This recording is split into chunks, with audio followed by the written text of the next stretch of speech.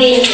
Next, isa ako i-discuss ang mga hazard area nga prone sa baha ug sunog. Sa area nga prone sa baha is sa Tuparan National High School nga naa sa Sapa. Dre patulong biyari.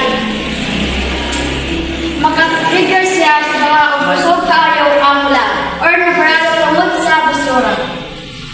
As well as din dere pud sa ground na ang area sa mostly jud ang tubig din usog kayo ang ulan pwede pud siya mo ibak din kato na dayon ang hinungdan tungod sa baha.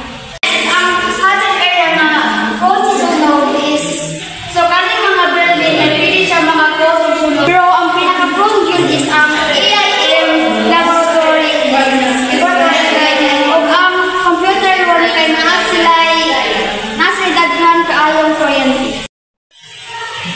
So next is ang earthquake. So wala siya insakto nga lugar kung asa mag-earthquake. Pero if may emergency nga earthquake sa eskwelahan is kaning mga kahoy, aning area kung o kaning tanan building.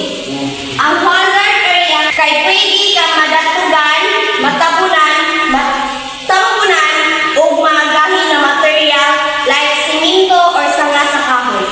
During nga mga kalamidad like earthquake, ang evacuation area sa mga students, teachers o school staff is dirigid siya sa ground. Kaya mga man siya ang pinaka-safest nga area kaya wala may mga kahoy na pwede makatambol sa ilaha.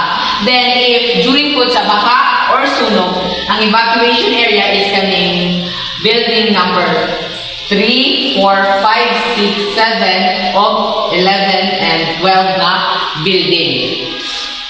So, if pod sunog po siya, ang pinaka-best way po is moato ka sa fire exit which is diri mo rin siyang sundon or if dool-dool ka is diri siya sa gate number 2 ang fire exit.